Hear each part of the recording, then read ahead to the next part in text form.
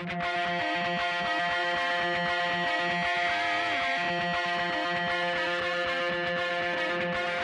listening to the Roofing Success Podcast, a show created to inspire roofing contractors to achieve optimal success in their roofing businesses. I'm the host, Jim Moline, the co-author of the book, Internet Marketing for Roofing Contractors, How to Triple Your Sales and Turn Your Roofing Website into an Online Lead Generation Machine. I'm also the co-founder of Roofer Marketers, the digital marketing agency for the roofing industry. On each episode, I'll be sitting down with industry leaders to talk about their processes, the lessons they've learned, and how to find success in roofing.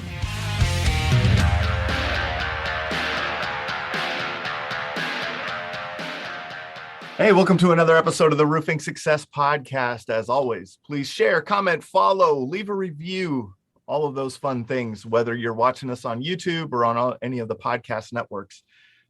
And if you want to continue the conversation beyond what you're hearing here on the podcast, go to Facebook, type in Roofing Success, and join the Roofing Success Facebook group. Today, I'm really excited because, with our marketing agency, the conversation today is something that we have a lot in with our clients and what we see in the marketplace. And it's really important to your business, especially depending on the stage, but it becomes more and more important to your business as you go along.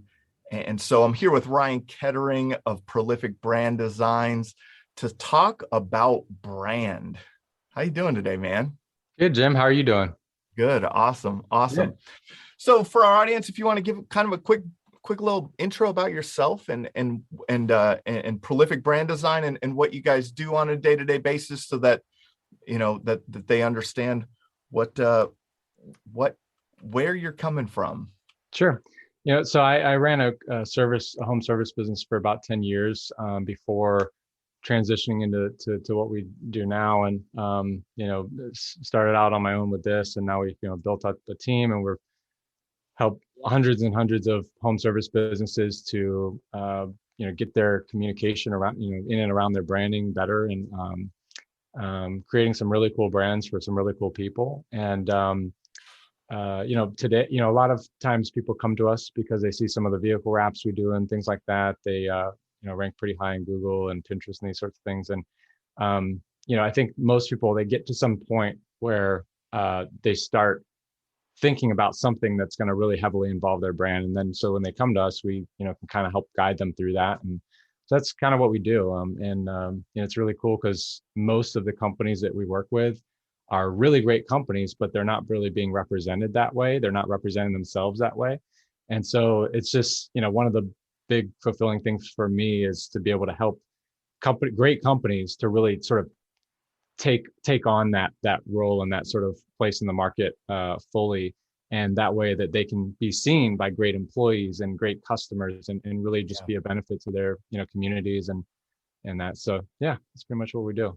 We talk about all that all the time, and there's a lot of right now in the roofing industry specifically, and I'm sure other home services, and really probably in the in more wide in the economy, it's that attraction of employees. Mm-hmm.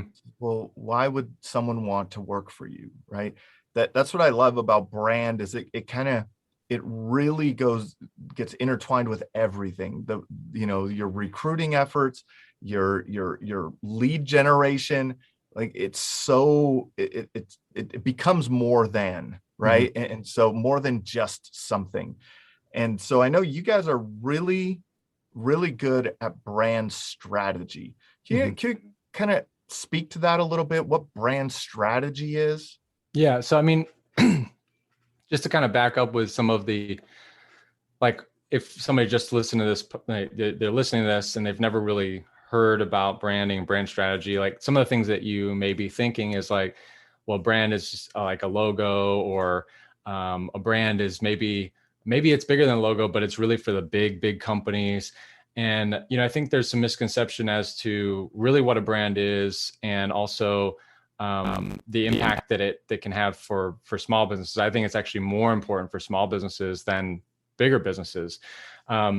but for brand strategy, really what it is that a brand is a system. And just like a lot of people like kind of the hot buzz word of sort of like 2018 through 20 now, like is systems, right? And so Yeah. we're starting to be aware that like, hey, we could not only just hire somebody once, but create a hiring system, or we don't have to just do marketing ad once, but a whole marketing system and a strategy behind that. And people are doing really well with that stuff. But brand strategy and brand is a system that you can create, and you can set this up and it can work for you on an ongoing basis. And so basically that system is designed to essentially take who you are and the promises that we're going to make to a market, and systematically deploy those in every single touch point that you have internally and externally with your company. And so when you can do that, you can actually increase, for instance, your marketing, you can increase the communication, the effectiveness of that communication across the board. And you can have a lot more cohesion, a lot more clarity and understanding of how to approach certain things. And even better is that, and we can probably go into this a little bit more later, but you can come up with new things that are so on brand for you that no other company would think of. And you can implement those things because this is now, you're looking through this new lens. And that's where you get to some really creative and really innovative things that you can do that really can move your company forward in a big way. So I like that. And that your brand is more than just the logo, right? It's more than just your colors and your, right? There's more to it than that. So how would a company owner, like a roofing company owner, kind of figure out what they want to say with their brand, or identify, like the identity of their brand, I guess is what you might want to say. Sure.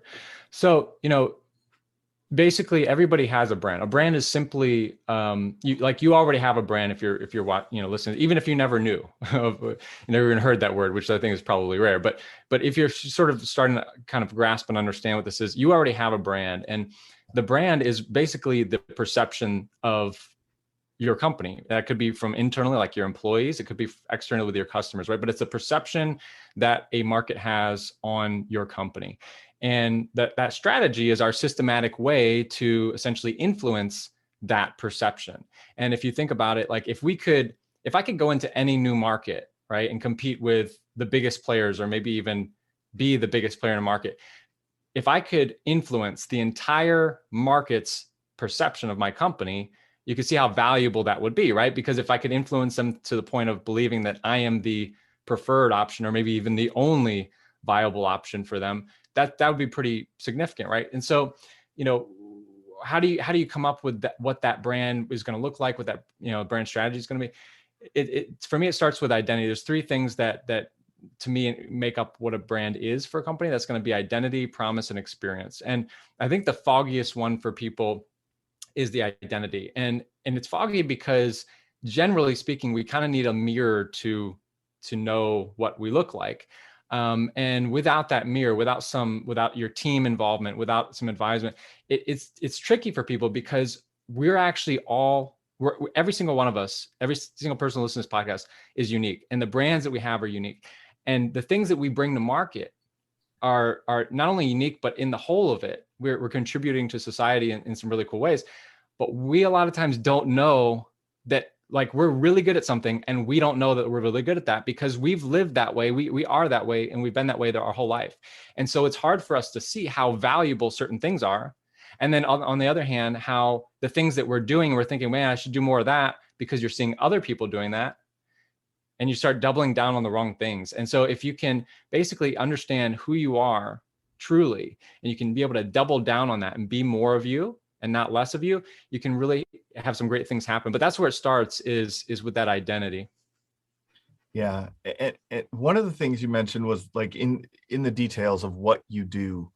One of my favorite marketing stories is the story of Schlitz beer. Have you heard that story, Ryan?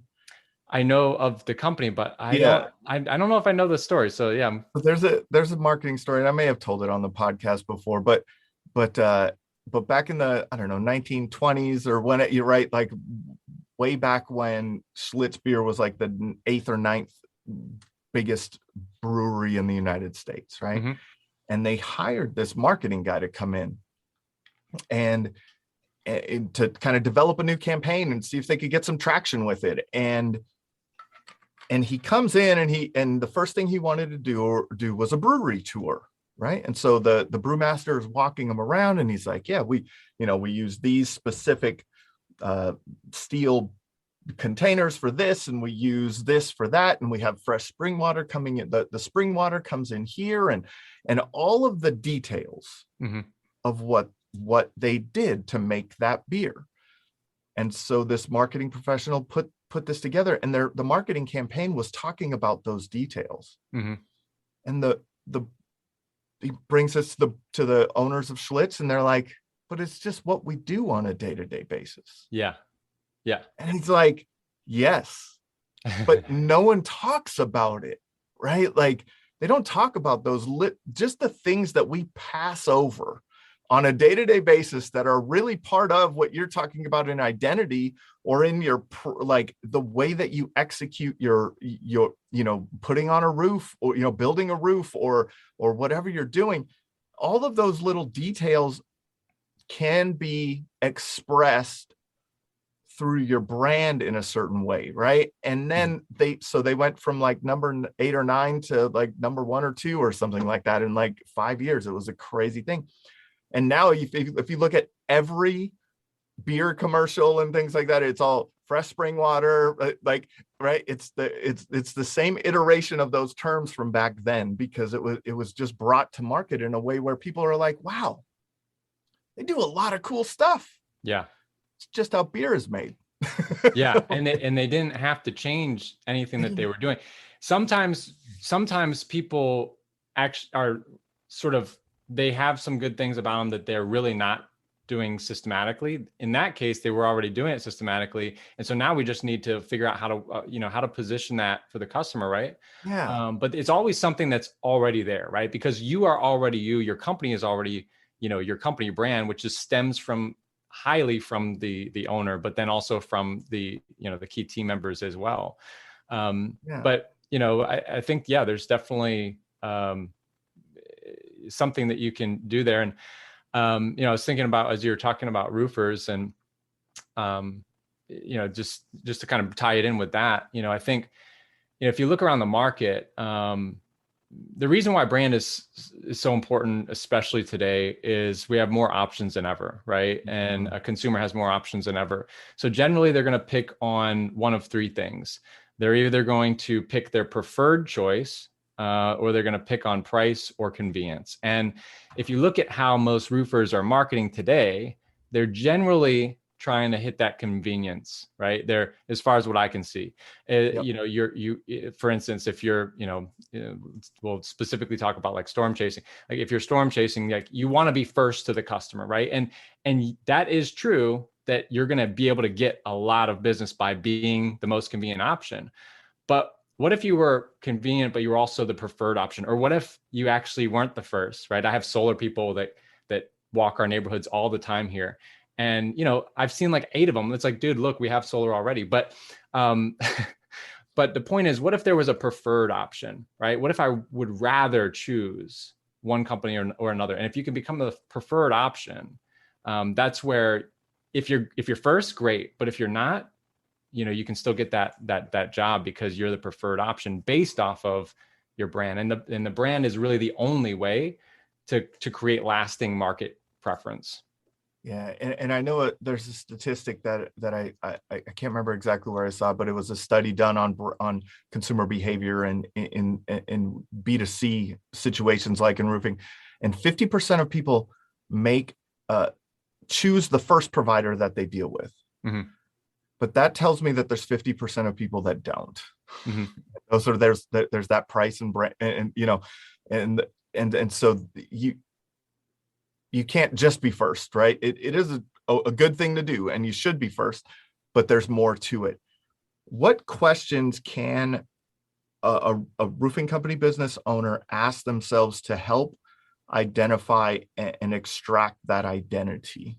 Yeah. So there's four things, and we'll probably have to go lightly on these for time with this, but this gives some people some ideas, and I can give some other resources as well. But the four things that I believe make up an identity are going to be the story, the belief, the personality, and then the appearance. And these components, so to briefly kind of go over what those are. So your story is essentially like, who are you, right? It's kind of your backstory, your background. And you'll see, like, if you start to look through, so you, with this framework, you can actually sort of profile the identity of other companies, and you can actually start to understand how to sort of profile your own company and learn these things. But your story is kind of that background. The belief is going to be the underlying beliefs and values that drive that company.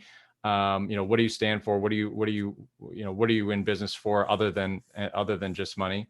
The personality, and a lot, I think the 16 personalities site is a great place to kind of learn a little bit more about yourself. But personality, and then appearance. And when I say appearance, at within the identities zone of this, the logo and the vehicle wraps and the signage, that comes more of that's in the experience phase. But the appearance is really sort of this this overarching like theme, right? So if you look at a brand like, say, Tesla, if you think about their appearance, you're not going to, and we're not discovering their exact touch point, things. There's, they're sleek, they're tech, they're future, right? So that type of thing. And when you can apply all of those things, you can really get a good sense of like, hey, I get the identity of this company or this person or whatever you're trying to kind of profile.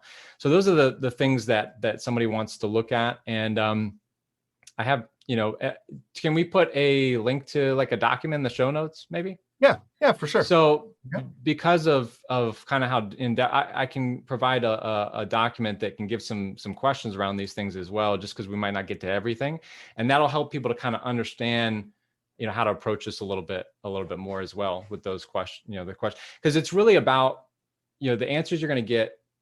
The quality of that is determined by the questions you ask, right? And a lot of people just ask these sort of really high level things, and we don't want you to come out of something like this saying, oh, well, everybody should choose me because my team is great and we use the best materials, and we, that's what you came into this saying, right? So so we want to dig a little bit deeper and try to really understand why would a customer really want to choose you over anyone else? And that's where we start to get into that promise and experience and how we're going to tie it to the market. But there's some inherent things, like we were just talking about, that make your company unique, and how can we find those and showcase those? In just for some examples out of the companies that you guys have worked with, when you've been going through this process of helping these companies figure out their identity and asking them the right questions, what were some of the answers that you received that you were like, wow, that was good? Like, so I'll tell you, the trickiest one is belief for people, because in a blue collar world, like, and just guys in general, like we don't sort of walk around like, here's what I believe. Yeah. Here's what, and that's kind of how we think of it, right? There's this up in the clouds thing that like doesn't really matter today, but it really does. And we don't a lot of times kind of take a step back and really define and clarify what are the underlying driving things. Because if you're in it just for money, then guess what? When money's getting tighter, you will pack up. Okay. And if you don't pack up, there is something underlying that is driving you. There has to be, otherwise you'd go do something that actually is more profitable. And so, and same thing when things are going really well. No one that's doing very, very well keeps pushing on unless there's an important underlying belief, purpose, behind that, right? Because why would I? I'm doing great. So why push harder? And again, when you're doing bad, why go on, right? And so these, if you've ever been in those situations, you push on, you have this, everybody has beliefs and purpose, right? And these sorts of things. But if you work with a regular sort of average, branding firm or whatever, most of the time what you're going to hear is, what do you stand for? And people are like, I don't know, man, the golden rule, like whatever, like people don't know. Right. And he said, well, what do you stand against? And these are like the questions that like, they're just so like, they don't really get into it. Like in these questions that you'll see that we provide for you guys. Like one of the really great questions that I ask is around belief is, what is a good person at their worst, right? And so we're starting to try to look at how do we view the world, and you get a lot of like a huge range of answers to these sorts of things. And we ask things about like what type of things do you want your kids to take with them that you teach them, and things like this. And this is where you start to really get, because we don't realize that like we're embedding certain things into the people around us every single day, and we don't stop and look and say, well, this is what I believe, this is what sort of grounds me and drives me. And when you can get zone in on those things, you can use them to your advantage. And I've learned a lot of things. Like I had a company where they were so focused on their employees that they actually had like a shoe exchange program that they were doing, and nobody knew about this. It's not on their website or anything, but because their guys are always moving, always like working, they would actually buy all their employees new shoes. Like, I don't know, it was like once a quarter, once every other, something like that. And I had never heard of that before. And guess what? Their market and nobody else did either, because they didn't talk about this thing, but it's something they did, something unique. And it revolved around how much focus they had on their employees, right? And so, yeah, I've had some really cool stuff that, you'd never know, because people aren't talking about it, Yeah. And it's in those questions, man. The biggest thing you said is going beyond that surface level stuff. The surface level stuff, it just does not breed authenticity. Mm-hmm. And when you have authenticity in your brand, that's where the connections are made. If you can only imagine, for those of you listening, like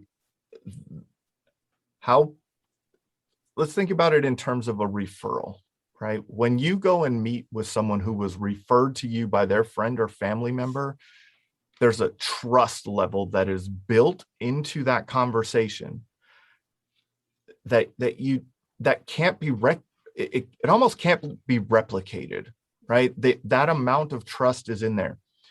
But now, with the way that the world works today, with social media and with the internet and the way that we message our companies, you can start to develop those emotions that are similar to that because of that connection, right? Because of those, the things that the beliefs, your identity, your story, all of those things are part of that. Build that trust, start to just add points to the trust bucket, right? Mm-hmm. They just add points to the trust bucket. And that's why this is so important, right? So now you've identified your identity, you've verbalized or written down, or whatever, however you want to say that. You've done that with your identity. What is the next part of that brand strategy? Yeah, so the next part would be the promise and the prompt. So basically, to kind of like touch again on what these three things: your identity is who you are. The promise is what we stand to accomplish in the market. And then the experience is going to be how we're actually executing on that. That's that deployment phase, right? So the promise is really how are we going to take who we are and make that then now we're bringing the market at this phase, right? And we're saying, how can we make this identify with the market? And so we're looking at the things that are important to them, the things that are important to us, and how can we tie these things together? I'll give you an example that I've used in a talk last week. I literally, the day before my talk, I went in and took a couple snapshots of some prices of Tylenol versus the generic on the shelf. It was the infant Tylenol. And in the sort of skit I use is I talked about like, hey, I had to get, came home, kids crying. My wife wants me to go get, some infant Tylenol, right? So I took the actual photos, and I didn't even realize until after, when I was building my presentation. So one of the prices like $7 for the Tylenol, the other one's like $4.50. But when I was building the presentation, I also realized, aside from everything being the same on them, information, the cheaper generic was also 1 ounce. I'm sorry, 2 ounces, and the Tylenol was only 1 ounce. So it was literally a 100% increase in price for the legally, okay, it's legally the exact same thing, right? But why would I choose a name brand? And that comes down to my identity, right? Like, what does it say about? It's not like I'm diehard Tylenol, okay? I'm not gonna get it tattooed on my arm like a Harley guy or something like this, right? But why would I want to? Why do 80% of people choose name brand over generic medication? Well, in this case, at least in this story, in this sort of skit or sketch or whatever, what does it say about me as a parent, right?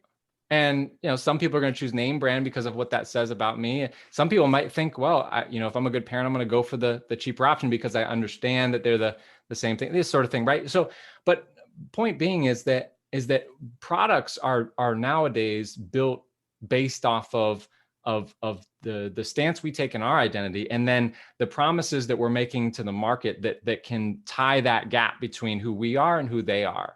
And so we start to make these inherent, these blatant, like actually spoken promises and also unspoken promises. And I'll give you an example, like unspoken promises, like, if you have a brand that looks like, for instance, you see a guy rolling down the street with a little magnet that's fallen off the door. He's making some inherent, like sort of unspoken promises about some things, like, you can ask me for a discount. I might not show up early or on time or at all.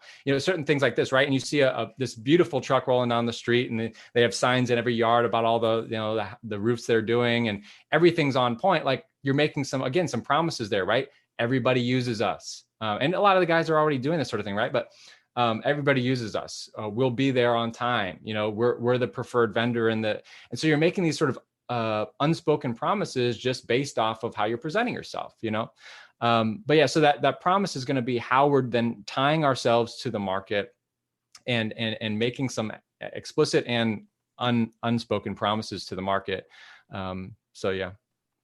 Wow, that's just that just right there is worth re-listening to over and over again, because that is, you're making a promise to the market based on your appearance in a lot of ways, right? Based on the way that you're whether it's verbal, written, or visual messaging to your market, you are making a promise, whether you know it or not. Yeah. Right.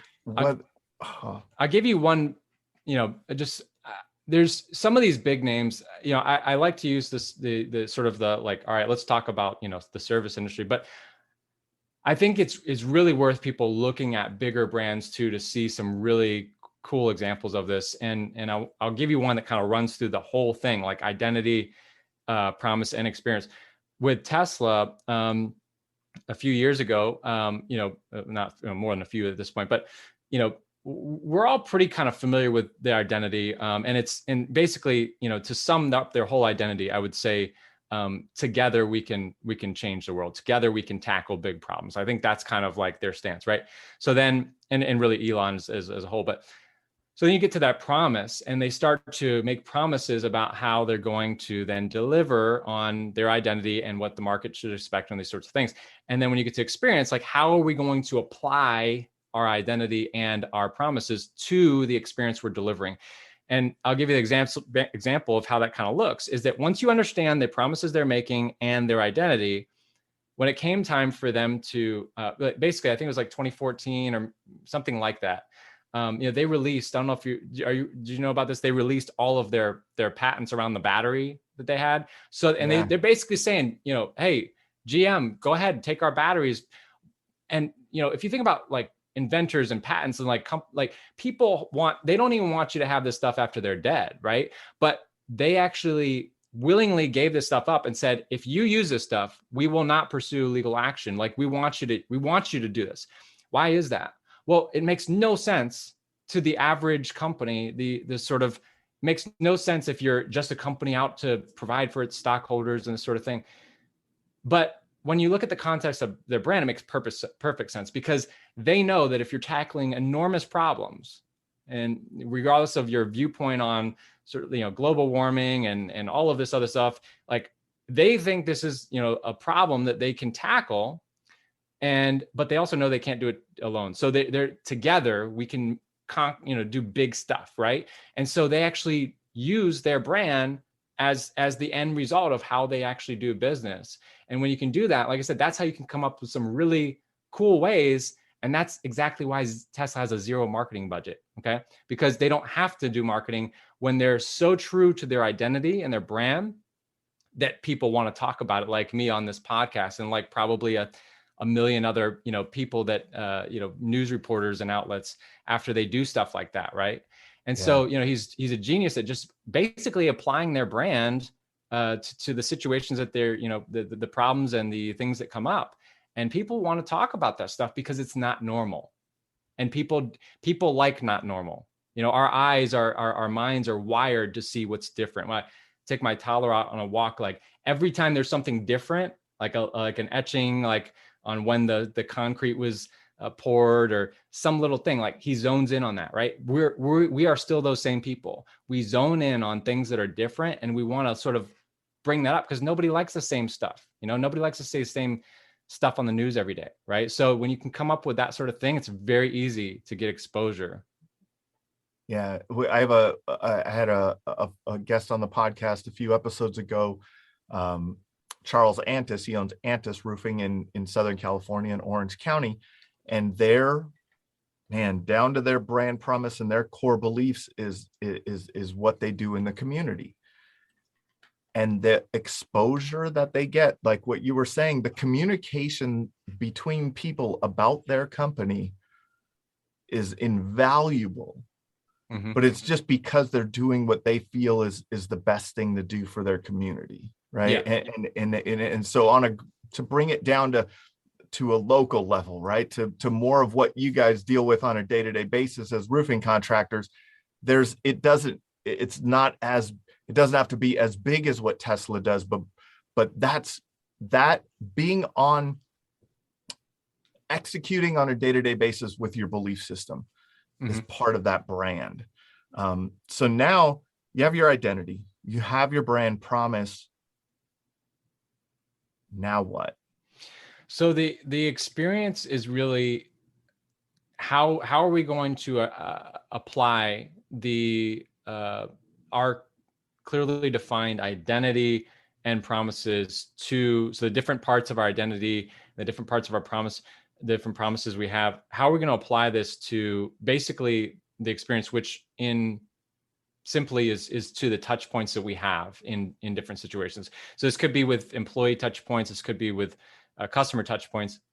And the touch point is simply, any time that we're interacting with a customer. And the sum of those touch points, anytime the customer is interacting with our brand, the sum of that is going to equal their perception of our brand. And so now this is where we get to sort of shape that and kind of deploy this. And you can come up with some really cool touch points, like you were just mentioning, like community involvement. I have a friend that actually that's really what their brand is all about as well.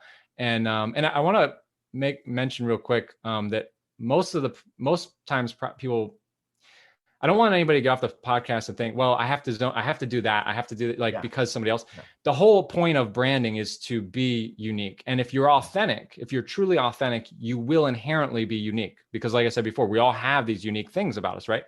So you don't want to zone in on like what somebody else is doing, but you want to zone in on what you should be doing, right? You're like, what's authentic to you? Then get clarity and definition around that. And now we can start to look through how do we tie this in and help identify with the market identify with us. But anyways, so this guy, he's they do flooring installation and sales and some other things around that. But he's big on community as well. And like several years ago, he bought these hot dog carts, and all the guys on these, you're probably on some of these Facebook forums and things like this, these Facebook, and everybody's kind of, poking fun, but he's kind of, he's having a good time with it too. And it's just kind of this sort of a funny thing, like people, we'll get your hot dog carts, whatever. But what they really didn't realize that he had these things running for years and he never sold a hot dog.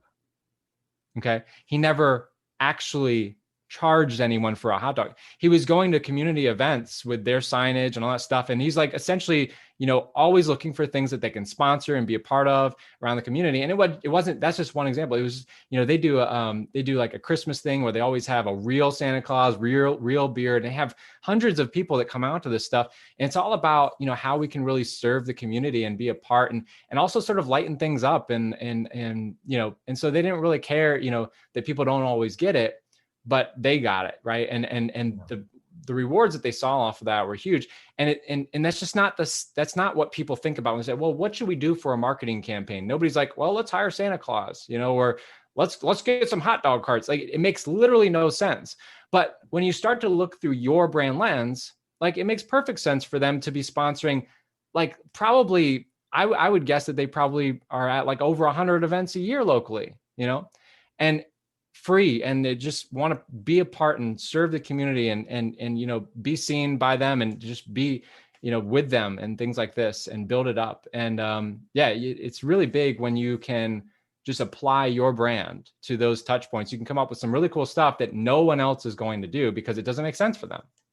Yeah and that's why it has to start with that identity, right? Because you have to understand your identity and how to express that. This is a big mountain for some people. Brand is kind of this mythical thing, right? Like, it's climbing Everest or something, right? It's like it's a different thing. And so when you're starting out a business, we were talking about it the other day, we have clients that they started with brand building that we've, then we have other clients that started out of a Honda Civic and built a business, right? And just first they built a job for themselves and then they built a business, right? Like, there's no one path. Right? Yeah. I've had one of our past podcast guests, Dustin Beagler from Apple Roofing. They built their whole business on brand, and you could go back and listen to that episode and you'll hear how he expresses that and what they did through the years of, and how to make that brand pay off. But so now, when, in your opinion, when is the best time to start thinking about this stuff? Yeah. So I think you made a good point. Like, there's, people pick it up and sort of understand it at different points. I think then the most natural progression that I've seen, that I went through personally, is that we just, like, most of the time, and hopefully we're putting this on some radars, for people, and some people are like, sort of like, I'm getting this right through this podcast. But the natural progression and the progression that I've had, and I think we talked about, you had as well, and most people have, is that you go through this sort of like, all right, I opened my business, I got my website up, and like, the customers are not flooding in yet. So, okay, so what do I do? Well, I need to learn sales and marketing, right? And so you start working on maybe sales first, and you realize, well, I don't have anybody to sell to. So you start working on your marketing, and then at some point you get that, and you're actually doing good at this point, right? But you start realizing that you're starting to plateau. And even if you're making a little bit more each year, and you're spending a little bit more on marketing each year to do that, inflation says, you start to look at it and you're like, well, I am moving forward, but not at the trajectory that I used to be. Like, I'm not going at that same speed and that same velocity that I had. So what can we do here, right? And you start to look at them and you're like, I'm doing everything right. I'm in all the right places. I'm, I'm looking, everything's working right, but why can't we move this needle?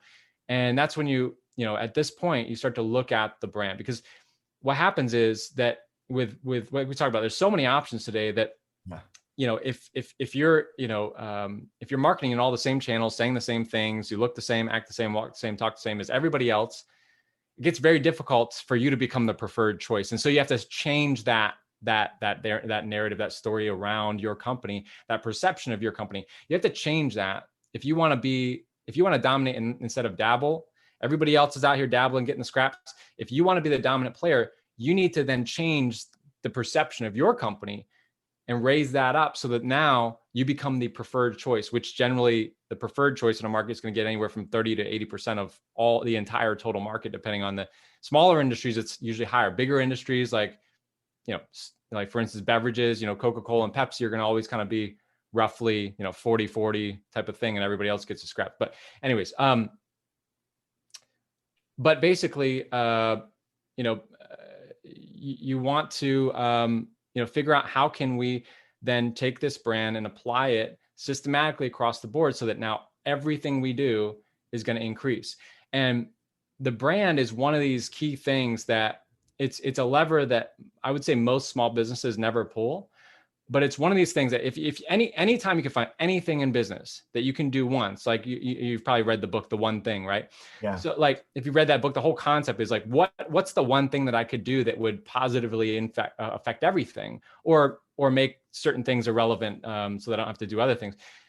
There's very few levers that you can literally pull in your business that affect everything positively. And some of those things is having a marketing strategy, having a hiring strategy, having or maybe even it's just your first hire, right? There's these certain little things. Branding is one of them, and there's not many of these levers. So for somebody not to pull this, even if I've had companies literally overnight double their revenue from month to month because they pulled this lever. Why? Because they were already marketing. They were already out in the community. They were already out in the market. They already, it's a multi-million-dollar company that's already doing well. But when you can then bump everything up, you can have some pretty big effects. And even if that's not the effect that it has on you right away, even a 10% across the board forever, like that's huge. And as you continue to develop it and hone in, right, and continue to understand more and apply these things more, you're just going to it's going to get better and better and better, and more importantly, it's more meaningful. Like I said, when you know and your employees know why you push when things get hard and why you push when things are good still, like that's huge, Yeah. And so two things I take from it is, to simplify it, it connects the dots for a lot of people, a lot of your potential prospects. It'll connect the dots on that, why they should trust you, right? Mm-hmm. That right there is one of the big things that probably why a lot of, I would think why some of that, why it has that amplifying effect on that side of things, right? Is that before they knew you as a company that did free estimates and you install roofs and it's very simple, and now they know you as this, and it's a different relationship with your company because of that. And so instantly it's like, now you become who they should choose, kind of back to our original, point there, is like who they should choose, not the first, it's who. And so it's an amazing thing. I think it generates, yeah. I might even like sort of coin this and use this, but like you brought up the trust again, and just thinking about touch points, and, I was thought of this sort of term trust points, like that we have with people. And, I think, if you look at reviews, it's like basically most reviews just talk about you doing what you were hired to do. Okay. Yeah. People don't come back to companies or refer companies because you did what you were contracted to do. Okay. That's what you're supposed to do. All right. They hire you and refer you for the stuff that was not line items on the invoice. Okay. And when you could come up with more points within your business that are more areas of sort of trust, right, where we can create more promises, create more trust around things that other people aren't doing because it's inherently unique to our brand and important to our customers. They identify with that. That's where, like you said, you can really, it's no longer like trust is right, or it's all around trust, like you're talking about. And if you can go get 300, 500, 1,000 reviews, great. But the difference is that now I can start to actually create some difference than just like, oh, I did my job, right? And so I think that's huge, because what you can do is you can, over time, even create more sort of authentic sort of trust about the business, not just like I went and fished for a bunch of reviews. And those review sites may go away. And I'm a big believer in, playing the real algorithm, not like the fake one.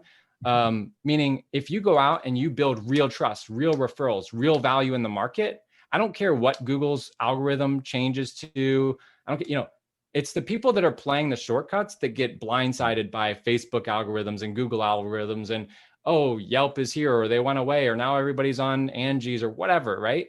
Yeah. You get blindsided because you're playing the wrong game. I'm playing the long game where none of that stuff matters, right? Because it's built on a real foundation. And so, and most people, companies are trying to do that already, but this just helps them to strengthen and sort of build that foundation better, right?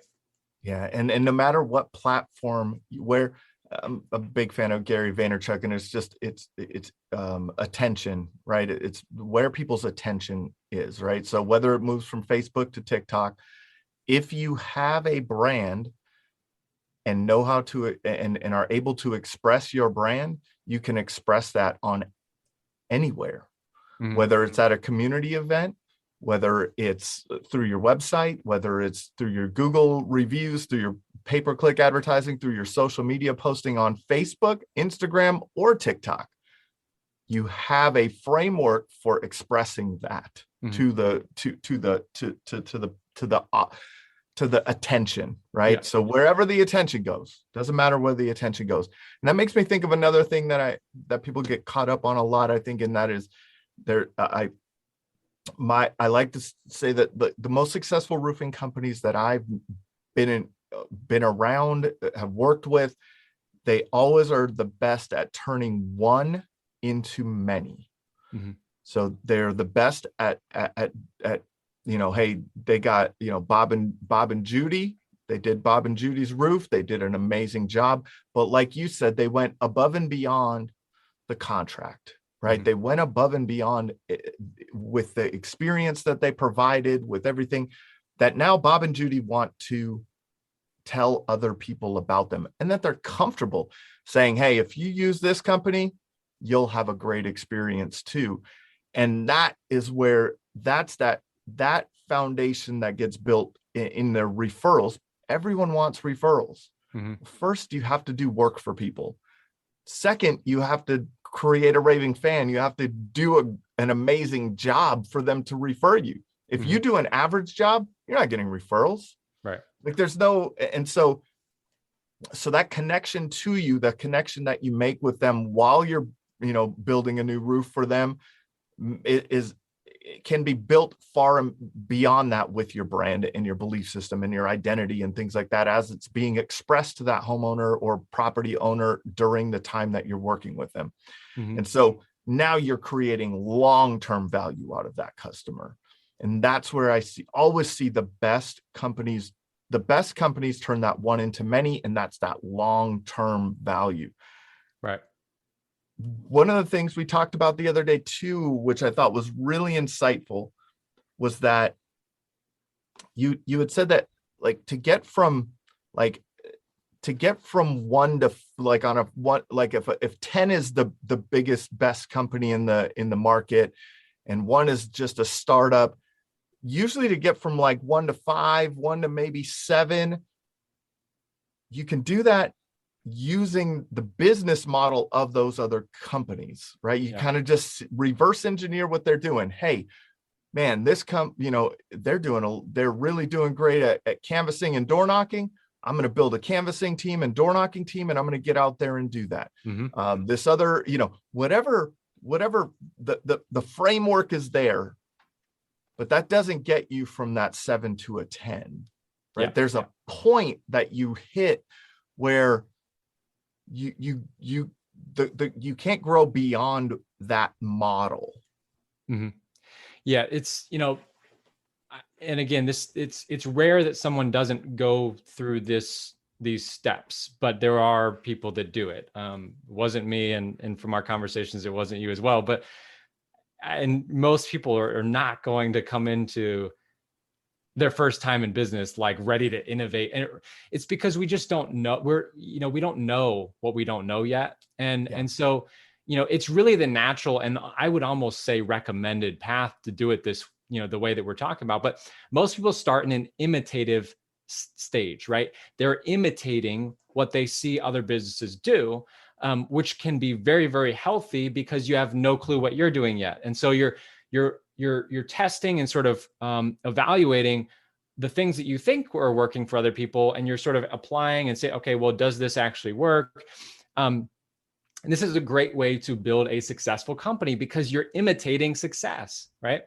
But at some point you get to the point where if you want to go past that, because that will start to plateau, because if you're imitating how other people are doing it, maybe even in your own market, or maybe outside your market, you're going to get to a point where if other people are imitating you, maybe at this point, because you're now successful, or the guy you're imitating is also in your market, you're going to get to a point where you have to do something different if you're going to surpass, right? Or if you're going to create a barrier to which others can no longer imitate you. Okay. And so, and I've had this, happen in my business the last couple of years. It's like you get to a point where it's like there's not really that much more business for you to get the way that you're doing it. And now you have people sort of kind of coming in at your feet, like, they're sort of going to start to imitate you and build up. So how do you create that barrier? And that's where you're going to start to now go into the innovative stage. So from the imitative to the innovative. And when you can start to innovate, and again, I don't think this is something that is even probably recommended. Wouldn't you agree? It's actually probably hard to even start in innovating right away. Like you kind of have to imitate, you know what I mean? Real hard. It is real hard, right? But once you can start to look at, all right, well, now how do I create this new barrier? And when you can start to get innovative with your business, this is what we're talking about with the branding, and how do I create uniqueness in the market? How do I create that authenticity and that clarity around those unique points? And bring it to market and understand if it identifies and evaluate it and apply those things to the touch points that we have. When you do all of this, you can start to innovate in ways that now can no longer be really replicated without being a blatant ripoff or not working really within the context of their business model. So, just an easy example, when Southwest came out originally with sort of this sort of like, it's almost like the Greyhound in the sky, right? Where it's like, choose your own seat, and it's not free, we don't provide drinks, but they came out with this whole totally different business model. And I don't remember who tried to copy it, but maybe it was Frontier, or I don't remember who, but like they literally couldn't copy it. Why? Because it went against everything they had built, right? And Southwest was on this mission to create like these like 15-minute turnovers or something, like just doing insane stuff that like had never done before, but it's because they built around this, right? And so another company tries to adopt anything from that model, doesn't work. Why? Because their customers don't accept it, because it's against the way that they did business. Or number two, it literally physically and monetarily doesn't make sense, because it actually it clashes with the rest of what we're doing. And so when you can create sort of this whole unique thing about your business, people actually can't copy it without copying the whole. And copying the whole of a unique business is, in my opinion, kind of like suicide, because essentially you're going to be a totally Me Too company, and that company was first with that. It's very difficult for you to get gain traction in an area like that. So people are going to sort of fail at your model, and you're going to be able to create that barrier to where people, if they try, they keep failing at your model, because it's not authentic to them. And when you put on a mask, you can only hold that for so long anyways, right? They have their unique things, and it's highly unlikely that they're the same as yours. So they're doubling down on being less of them, instead of what you've done is doubled down on being more of you. And so, over time, they kind of weed themselves out when people try to sort of test your barrier. But yeah, that's the innovative stage in the business. And it's rare that companies ever get there. And it's rare that anyone ever starts there. But it's available to all of us, right? That's the cool thing. And I think home services in particular, and you talked about that one-to-many, what you're talking about is leverage. And this is an enormous point of leverage. And that's all we're doing, right? That's all an entrepreneur is. An entrepreneur essentially exploits leverage, right? We take these parts over here and we put them together, and we package them a little bit differently, and we put them out in the market, and now they're actually worth more, right? Because we've leveraged the components, right? You take 5 employees, X pay per month, you put them out into the world, and you create X times whatever, and in value, and you've essentially leveraged some components. You can leverage your brand in the same way. You can leverage the unique parts of who you are and who your brand is in those same ways. turn, to create that leverage that you want in your, really any aspect of your business. But I love that one to many, and that same mentality applies here. Well, now I know why you named the company Prolific Plan Design. Exactly. Yeah. That's awesome, man. It's been such a great time talking to you. What are some of the ways that people can find you beyond this podcast? Yeah. So, I want to remind people that we're going to drop some sort of info in the show notes, so that they can kind of work through this a little bit more. There's also an ebook on our website at getprolific.com. That's GET and then the word prolific.com. So they can grab the ebook. It's free. And then if you're ready to roll on this stuff, there is a link as well to schedule a call with us. But there's some good stuff there. I want to give maybe just a couple of book references for people as well. I think a couple good ones that I think people will really feel are around this topic that we've been talking about, but can also really mess with your mind is, Start With Why is a good one. And also Story Brand is a good one. Another one, Zag by Marty Neuheimer, is a kind of lesser known book, but he's huge in the branding world. But so there's a couple of book references for you guys that you can, check out. But this stuff can really mess with your mind too. So I'd highly recommend, once you get your bearings about it, like go, work with your team, or come to, go to somebody who can advise you on this stuff. It's a lot easier, because if you don't have a mirror, man, it's tough to understand your strengths and weaknesses. And, and it's surprising how somebody else can actually understand what, why people are hiring you more than you can. It's crazy, but it works that way. So. Awesome, man. This has been another episode of the Roofing Success Podcast.